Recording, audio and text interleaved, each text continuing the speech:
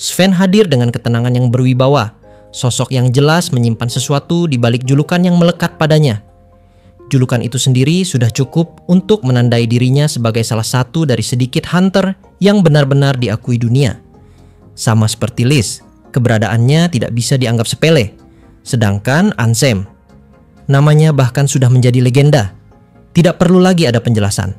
Tingkatannya begitu tinggi hingga seolah berada di dunia yang berbeda dari manusia biasa. Namun di tengah kekaguman yang seharusnya bisa tumbuh, hanya ada satu hal yang menghantui benak saya. Bukan soal kekuatan lawan, melainkan keraguan pada dirinya sendiri. Apakah ia bisa menghadapi para hunter dari First Steps dengan baik? Dan lebih penting lagi, apakah ia mampu menjalin hubungan dengan mereka? Bukan sebagai pesaing yang ditakuti, melainkan sebagai kawan? Pertanyaan itu terus berputar di dalam kepalanya. Ia tahu, menang dalam pertarungan uji tanding tidak akan menjadi masalah besar. Tetapi yang membuatnya gelisah adalah kendali atas dirinya sendiri. Kekuatan yang dimilikinya tidak pernah benar-benar mudah diatur.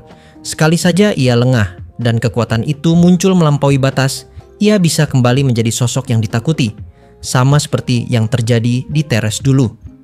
Bayangan tatapan takut orang-orang di masa lalu masih terasa jelas, seperti luka yang belum sepenuhnya mengering. Karena itu ia menekan dirinya untuk tetap tenang. Ia harus menahan diri, harus menjaga sikap, harus memastikan setiap gerakan tidak menyingkap sisi mengerikan dari kekuatannya. Rasa cemas yang menghantam dadanya jauh lebih berat daripada sekadar ketegangan menghadapi duel. Dan di tengah pusaran rasa was-was itu, sesuatu yang hanya bisa ia lihat mulai bermunculan. Foreigner, sosok asing yang tidak kasat mata bagi orang lain, muncul perlahan, satu demi satu, seperti bayangan yang ditarik keluar dari kegelapan. Mereka mengelilinginya tanpa suara, menatapnya dengan tatapan hampa namun tajam, seolah menembus hingga ke dalam jiwanya. Atmosfer di sekelilingnya berubah. Udara menjadi lebih berat, seakan setiap napas dipenuhi bisikan tak terdengar. Mereka tidak mengucapkan sepatah kata pun, namun diamnya justru terasa lebih menekan. Bagi saya, kehadiran mereka bagaikan pengingat bahwa ia tidak pernah benar-benar sendirian, bahwa setiap langkah, setiap keraguannya, setiap kegagalan menahan diri selalu diperhatikan oleh mata-mata yang tidak terlihat. Jantungnya berdegup kencang di hadapan para hunter hebat yang menunggu pertarungan, dan di tengah lingkaran foreigner yang mengawasinya dalam bisu. Saya merasa seperti sedang berdiri di ujung tebing. Satu langkah salah saja, dan ia bisa jatuh kembali ke dalam jurang keterasingan yang paling ia takuti. Sementara itu, di sisi lain ruangan, suasana mendadak berubah ketika sepasang mata yang identik dengan milik Liz muncul dan menatap tajam. Tatapan itu menyapu tubuh Sarah dari ujung kaki hingga kepala, meneliti seakan mencoba menyingkap lapisan demi lapisan yang tersembunyi. Di lantai 3 Clan House, tepat di ruangan yang dipenuhi meja riset, botol flask, dan alat-alat eksperimen, berdirilah seorang wanita berambut dan bermata sama seperti Liz. Namun, kesan yang ia pancarkan terasa jauh berbeda, lebih tenang, penuh misteri, dan terkesan sulit ditebak.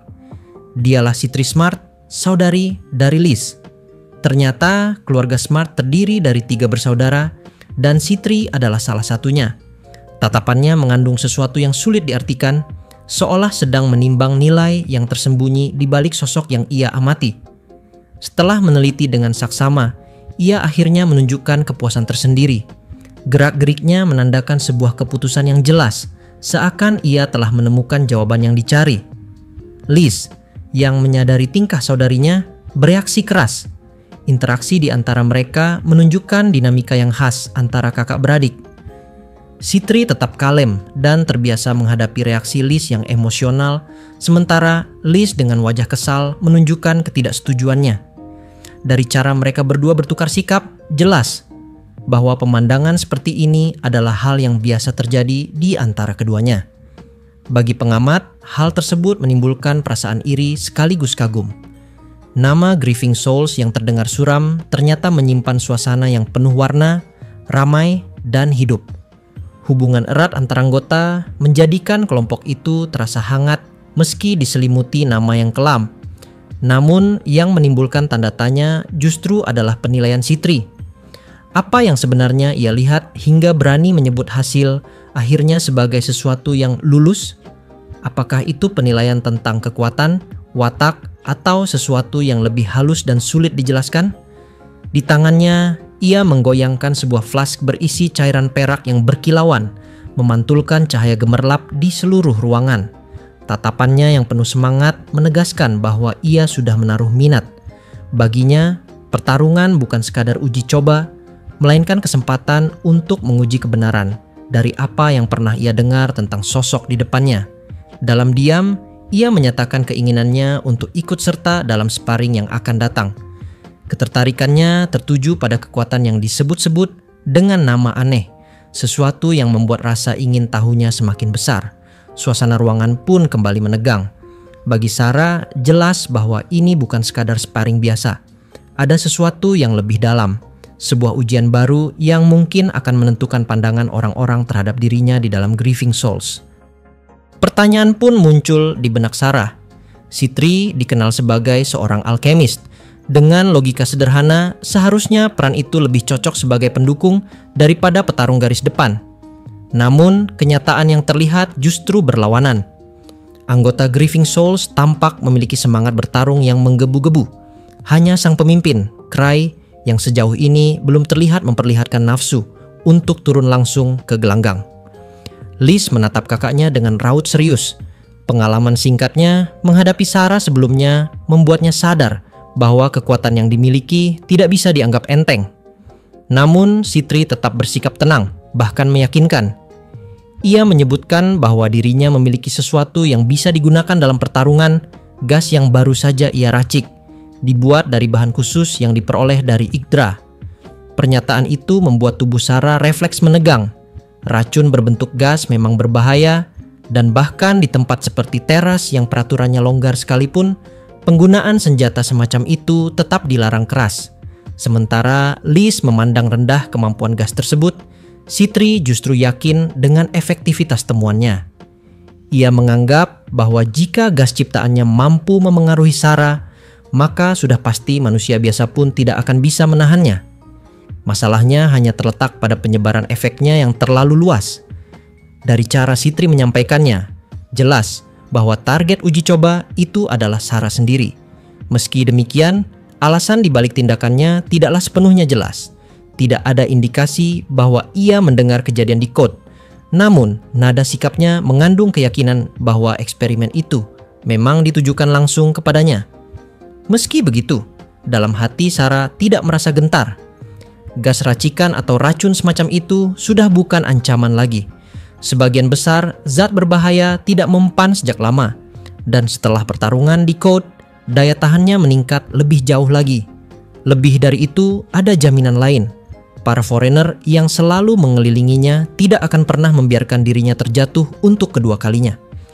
Sitri tampak bersemangat, seolah menemukan momen yang tepat untuk menguji kekuatan barunya. Tatapannya berbinar dan sikapnya begitu berapi-api, bahkan terasa lebih heboh dibandingkan para hunter cabang teres.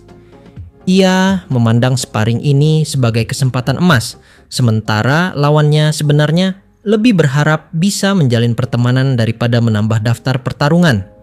Dalam ingatan terlintas kata-kata Cry sebelumnya. Sosok yang ia sebut-sebut sebagai kemungkinan teman bukanlah orang lain, melainkan adiknya sendiri. Nama itu muncul jelas, Lucia. Perasaan ingin bertemu dengannya mulai menguat. Terlebih karena hanya sedikit orang yang dianggap Cry bisa menjadi sandaran sejati. Sementara itu, percakapan mengenai anggota lain dari Grieving Souls pun terlintas. Luke sedang berlatih di dojo, mencoba menguasai teknik baru. Eliza tengah dipanggil oleh Celine untuk berdiskusi mengenai kemungkinan pendirian cabang asosiasi penjelajahan di Yggdra, sebuah urusan yang wajar bagi hunter level tinggi yang sering dilibatkan dalam hal-hal besar. Semua orang memiliki kesibukannya sendiri. Di sisi lain, ada tujuan utama yang masih menunggu untuk dikejar, dan waktu tidak bisa dihabiskan terlalu lama hanya di tempat ini. Namun, keinginan bertemu dengan Lucia tetap tumbuh, menjadi semacam prioritas kecil yang menuntut dipenuhi. Nama Lucia kembali disebut, kali ini dalam kaitannya dengan sebuah misi penting. Belakangan, di ibu kota, sering terjadi kasus orang hilang secara misterius, Permintaan khusus diberikan kepadanya untuk menyelidiki insiden tersebut. Bahkan pasukan kesatria pun turun tangan. Namun situasi di lapangan dikabarkan sangat rumit, hingga sekadar menggali informasi pun sulit dilakukan. Sebenarnya permintaan dengan tingkat kerumitan seperti itu lebih pantas ditangani langsung oleh Cray. Namun pada kenyataannya, tanggung jawab itu justru jatuh ke tangan Lucia. Pikiran Sarah Kromis langsung terhenti pada kata kunci yang baru saja terdengar, hilang misterius. Jika benar kasus itu terjadi di tengah keramaian, jelas penyelidikan akan menjadi sangat rumit. Biasanya permintaan dengan tingkat kesulitan seperti itu jarang sekali diserahkan pada hunter, apalagi seorang diri. Fakta bahwa tanggung jawab ini diberikan pada adik Cray hanya bisa berarti satu hal, kemampuannya pasti luar biasa. Bayangan tentang sosok Cray ikut muncul dalam benak. Sosok yang dikenal sebagai Thousand Tricks, jenius taktis yang namanya telah menjadi legenda. Strategi brilian yang ia gunakan untuk menumbangkan code, meskipun kala itu hampir tanpa informasi sama sekali, masih terasa seperti sihir yang tak bisa dijelaskan. Bahkan ketika ia sendiri menceritakan peristiwanya, penjelasan itu terdengar sederhana, seakan ia tidak melakukan apa-apa. Namun justru kesederhanaan itulah yang membuatnya semakin sulit dipercaya. Seolah ujian level 9 pun bukanlah hal yang berarti baginya. Namun tidak semua orang sepakat jika Cray selalu menjadi jawabannya. Liz dengan sikap yang tegas menekankan pandangannya. Menurutnya, ada kalanya seseorang memang harus menyelesaikan masalahnya sendiri. Permintaan yang sulit justru bisa menjadi kesempatan untuk berkembang. Pertemanan baginya bukanlah soal mengandalkan bantuan kapan saja, melainkan berdiri di sisi satu sama lain tanpa memaksa. Jika bantuan datang, itu harus lahir dari keinginan tulus, bukan dari tuntutan karena ikatan pertemanan. Pemikiran itu membuat hati bergetar. Pandangan sederhana tetapi keras itu seolah menyingkap sesuatu yang sebelumnya tak pernah benar-benar dipahami. Ternyata, arti sebenarnya dari teman bukanlah sekadar tentang meminta pertolongan, melainkan tentang menghargai kebebasan satu sama lain. Cray tak pernah meminta bantuan saat ujian level 9. Itu tampak seperti bagian dari prinsipnya. Kenangan itu mengendap dalam benak, cara Cray menghadapi ujian, bekerja sendiri meski tahu ada kekuatan lain di sekitarnya, memberi kesan bahwa strategi dan harga dirinya tak memerlukan sandaran orang lain.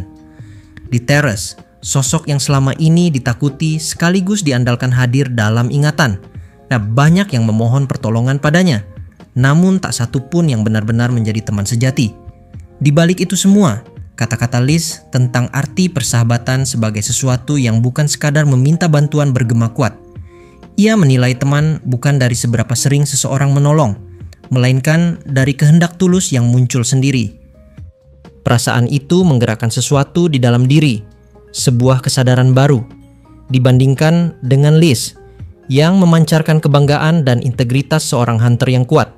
Rasa takut untuk bertarung yang dulu menghantui dirinya terasa seperti kelemahan masa lalu. Kini pemikirannya jelas.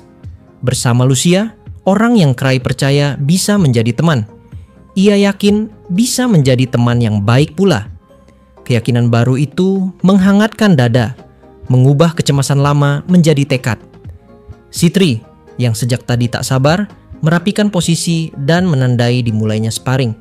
Kesempatannya untuk menguji ramuan terbaru yang dibuat dari bahan Yggdra terasa terlalu menggoda untuk ditunda. Liz memastikan satu hal penting.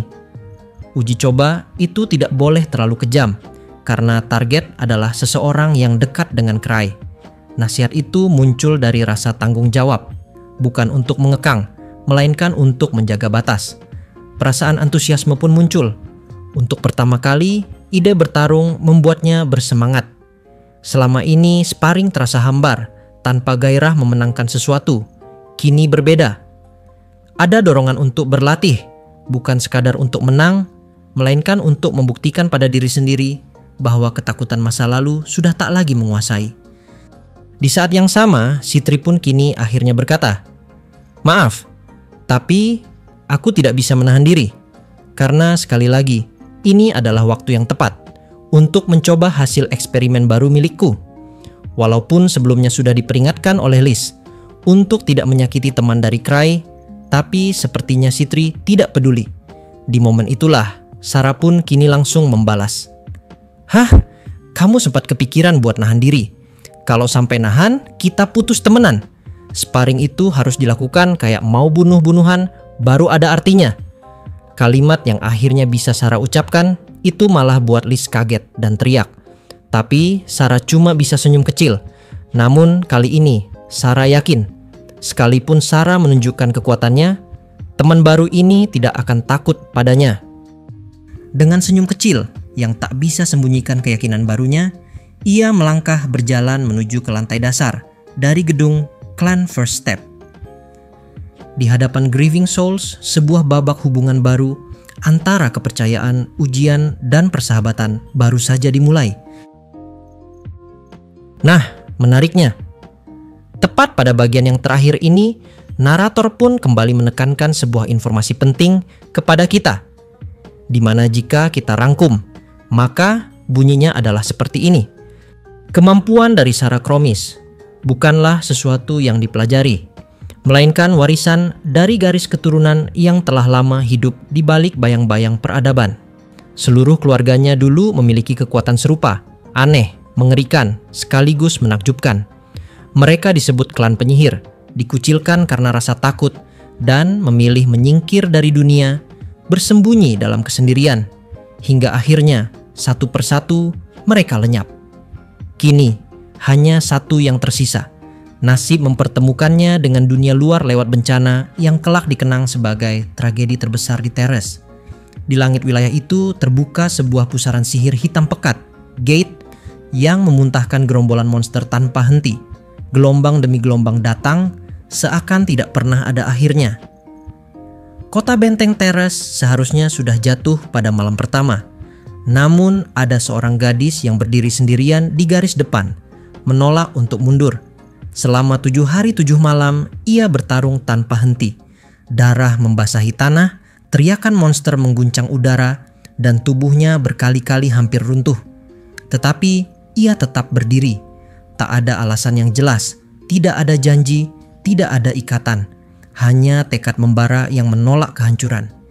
Dan pada saat itu, untuk pertama kalinya, sang pewaris terakhir dari klan penyihir memperlihatkan dirinya kepada dunia. Ketika pusaran akhirnya mereda dan kota yang seharusnya sudah menjadi reruntuhan tetap berdiri, semua orang tahu bahwa mereka berhutang nyawa pada satu sosok itu. Coralie Kromis, kepala cabang Asosiasi Penjelajahan Teres, datang dengan keputusan yang akan mengubah hidup sang gadis selamanya. Ia diangkat sebagai anak angkat, bukan hanya untuk memberikan perlindungan, tetapi juga pengakuan. Coralie memberinya sebuah nama untuk kekuatan yang tidak bisa dipahami orang lain. Sarah. Nama itu menjadikan kekuatan yang sebelumnya hanyalah misteri, kini memiliki identitas.